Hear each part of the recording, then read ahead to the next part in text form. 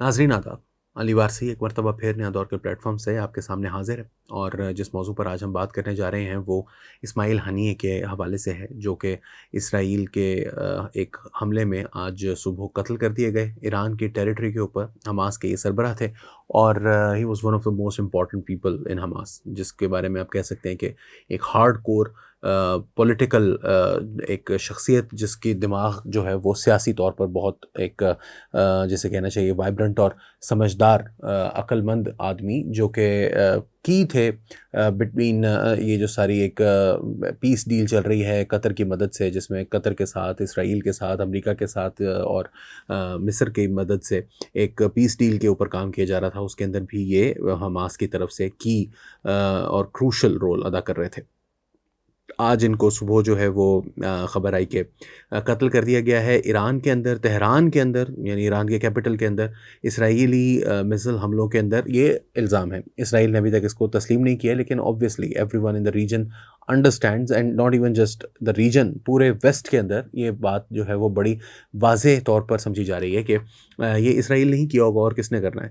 तो ये तेहरान में क्यों थे? तेहरान में जो नए उनके सदर जो हैं वो अभी ओथ टेकिंग उनकी होनी थी, तो उसके लिए ये तेहरान के अंदर मौजूद थे। इनके वहाँ पर ही इनको हमला करके कत्ल किया गया है और इनके एक मुहाफ़िज़ भी जा चुके हैं। इनके ऊपर पहले भी कई हमले हो चुके हैं और एक मरतबा फ़लस्तीन के अंदर भी इन पर हमला हुआ था, लेकिन उसके अंदर जो है वो ये महफूज रहे थे। इनके 3 साथी जो है वो उस वक्त जाँ बहक हुए थे।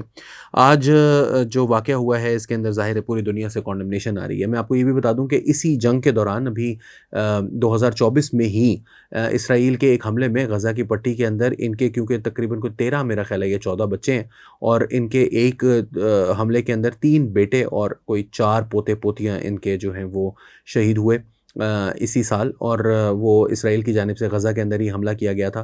तो तब भी इन्होंने ये कहा था कि इससे हमास की जो डिमांड्स हैं उनमें कोई कमी नहीं आएगी, ये चलता रहेगा। 1989 से ये एक्टिव पॉलिटिक्स में, तो उससे पहले से 1989 में पहली मर्तबा इनके ऊपर जो है वो पाबंदी लगाई गई थी, जब इनको इसराइल ने 3 साल के लिए जेल में डाला था और फिर उसके बाद 1 साल के लिए इनको एग्ज़ाइल में भेज दिया था। 1997 में ये महमूद अब्बास का जो ऑफ़िस था, सॉरी, जो शेख यासीन का ऑफ़िस था, जो हमास के बानी थे, उनके ऑफ़िस के इंचार्ज भी बन गए। फिर 2006 में ये प्राइम मिनिस्टर बने जब हमास ने इलेक्शन जीता, और 2005 में इलेक्शन हुआ, 5 या 6 में इलेक्शन हुआ था। उस वक्त का इलेक्शन हुआ है आज तक, जिसके ऊपर कहा जाता है कि जी ये तो फ़लस्तीनी तो हमास को ही वोट देते हैं और वगैरह वगैरह। मैं तो खैर इसके ऊपर ज़्यादा कमेंट नहीं करूँगा, क्योंकि मेरे व्यूज़ जो हैं वो कोई मगरबी व्यूज़ से मेल नहीं खाते कि वो हमास के बारे में जो कुछ वो कहते हैं। बहरहाल जो हमास की ये हमला है इनके ऊपर 2006 में प्राइम मिनिस्टर बनने से के बाद भी इनके ऊपर एक हमला हुआ था। फिर उसके बाद इनको 2007 में ही महमूद अब्बास, जो पैलेस्टीनियन अथॉरिटी के सरबराह हैं, उन्होंने इनको, वो सदर हैं, वेस्ट बैंक में होते हैं, पैलेस्टीनियन अथॉरिटी के सदर हैं वो, और उन्होंने इनको बरतरफ कर दिया था, जिसके बाद इन्होंने कहा कि इससे कोई फ़र्क नहीं पड़ता, हमास जो है वो अपने काम जारी रखेगी। 2018 में इनको अमेरिका ने दहशतगर्द करार दे दिया था। अच्छा, ये जो इनका बैकग्राउंड बताने के बाद मैं बताता हूँ कि अभी क्या हो रहा है। कॉन्डेमनेशन तो पूरी दुनिया से हो रही है। पाकिस्तान ने तकरीबन अपनी जो स्टेटमेंट जारी की है उसमें उनको दहशतगर्द करार दे दिया है। रूस ने कहा है कि ये अनएक्सेप्टेबल है। चाइना ने कहा है कि ये हमारी समझ से बाहर है कि क्या हो रहा है, और ये खित्ते में ज़ाहिर टेंशंस जो है वो ऊपर जा रही हैं। कोशिश तो यही है इसराइल की कि इसकी बुनियाद पर जो है वो रिटेलिएट करे ईरान, और ईरान रिटेलिएट करेगा इसराइल के ऊपर, तो इसराइल के ऊपर जो है वो हमला का जवाब जो है वो अमेरिका से आएगा। तो ये उनका एक कैलकुलेशन है। बट जो इसमें ज़्यादा इंपॉर्टेंट बात है वो ये है कि जॉर्डन ने उनके जो है वो उसको कॉन्डेम किया है और कहा है कि इसकी मज़म्मत वो करते हैं। अब जॉर्डन वो मुल्क है जो कि हमास के क्या, वो तो फ़लस्तीनियों की दुश्मन है, दुश्मन नहीं कहना चाहिए मगर चलें, फ़लस्तीनियों से भी उनको तो मसला है। उनके मुल्क में अच्छी खासी बड़ी तादाद में असल में फ़लस्तीनी रहते हैं, जो कि महाजिर हैं, जो कि जॉर्डन की अपनी आबादी से तकरीबन कुछ ज़्यादा, काफ़ी ज़्यादा उनकी आबादी है। सेकेंडली वो अमेरिकन एलाई हैं, ख़ित्ते के अंदर बड़े पक्के अमरीकी इत्तेहादी हैं। और यहाँ तक कि जॉर्डन जो है उसकी जो अभी कुछ अर्सा पहले जब ईरान के एक कॉन्सुलेट को सीरिया के अंदर स्ट्राइक किया था ये अपने भाइयों ने, इजराइल वालों ने, तो उस पर भी जॉर्डन ने, जब ईरान ने रिटेलिएट किया तो जॉर्डन ने उनके कई मिसाइल जो हैं वो गिराए थे। जॉर्डन ने भी इसकी कॉन्डेमनेशन की है, which is a part of the overall strategy of Hamas and especially Ismail Haniyeh देख के इतना जो है वो टेंशन्स को इतना हाई रखें कि इवन सऊदी अरेबिया जो है वो नॉर्मलाइज ना कर सके, फ़लस्तीन का मसला हल किए बगैर नॉर्मलाइजेशन ना हो सके। ये हमास की स्ट्रेटजी है, यही वजह थी कि 7 अक्टूबर को जो कुछ हुआ वो हुआ, और यही वजह है कि अभी भी वो जॉर्डन को आप देख लें कि उनको करना पड़ा है, कंडेम करना पड़ा है। Pakistan is not hostile to Israel, but Pakistan को कंडेम करना पड़ा है। अभी तुर्की जो है वो मुसलसल इस तरह की बातें कर रहा है कि हम हमला करेंगे, और तुर्की ने ये भी कही है कि नेतन्याहू कभी भी नहीं चाहता था, ये इसराइली हुकूमत कभी भी नहीं चाहती थी कि वो हमास जो है उसको उसको ख़त्म, उनको पता है कि ये ख़त्म नहीं होगी, वो कभी भी नहीं चाहती कि ये सीज़ फायर हो। वो तो चाहते ही हैं, क्योंकि अभी पिछले कुछ दिनों से आ रही थी बातें कि सीज़ फायर के करीब हैं हम, लेकिन सीज़ फायर जो है वो अब मज़ीद अब समझ में नहीं आता कि कैसे होगा। इसराइल के जो सपोर्टर्स हैं मगरबी मीडिया के अंदर, BBC पर अगर आप पढ़ेंगे तो वो कह रहे हैं कि जी वो कुछ अर्सा पहले लबनान में से हिजबुल्लाह ने एक जो है वो रॉकेट मारा था द्रूज़ में, उसकी वजह से जो है वो 12 लोग जो है वो मर गए थे।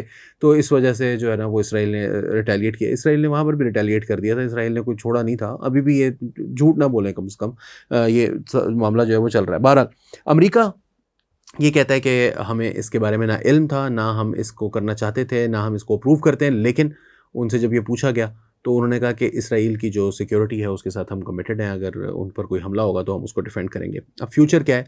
देखिए, ईरान जो है वो एक्सिस ऑफ रेजिस्टेंस का एक सरबराह समझा जाता है। हमास है फ़लस्तीन के अंदर, या हूसीज़ हैं यमन के अंदर, या हिज़्बुल्लाह है लेबनान के अंदर, या ईरान खुद एज अ स्टेट।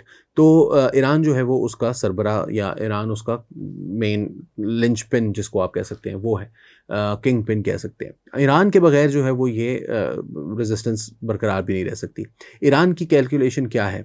ईरान ने वैसे तो कहा है कि हम रिटेलिएट करेंगे और इसराइल को बता देंगे, ऐसा कर देंगे, वैसा कर देंगे। सेम गोज़ विद हमास, वो भी कह रहे हैं कि हम इनको छोड़ेंगे नहीं, हम बताएंगे इनको। इस्माइल हानिये जो हैं वो उनके मरने के बाद क्या पॉलिटिकली हमास वीगन होगी? मेरा तो नहीं ख्याल, बल्कि हमास की जो पॉपुलैरिटी है वो इस वक्त महमूद अब्बास से ज़्यादा है। इवन वेस्ट बैंक के अंदर इस्माइल हानिये जो हैं वो, उनकी पॉपुलैरिटी वेस्ट बैंक के अंदर महमूद अब्बास जो कि सदर है उनसे ज़्यादा है, तमाम पोल्स के मुताबिक। तो उनके मरने से क्या पॉलिटिकल सिचुएशन जो है वो ख़राब होगी? बिल्कुल होगी। मज़ीद हार्ड लाइन ग्रुप जो है वो आगे आएगा, और जो हमास के अंदर है वो भी आगे आएगा, और ईरान के अंदर हैं उनके प्रेसिडेंट हैं, उनको भी, जो नए प्रेसिडेंट हैं वो मॉडरेट समझे जाते हैं, लेकिन उनका भी मॉडरेशन जो है, मॉडरेट जो व्यू है वो अब जो है वो पॉपुलर नहीं रहेगा, और उसकी वजह से उनको भी पीछे हटना पड़ेगा। इनफैक्ट वो पहले ही कह चुके हैं, आज ही उन्होंने बयान दे दिया कि इसका ईरान जो है वो इसराइल को जवाब देगा, एटसेट्रा एटसेट्रा, और उन्होंने कहा कि हम अपनी टेरिटरी को हर हाल में डिफेंड करेंगे, इसराइल ने ईरान की जो बॉर्डर को वायलेट किया है, वगैरह वगैरह।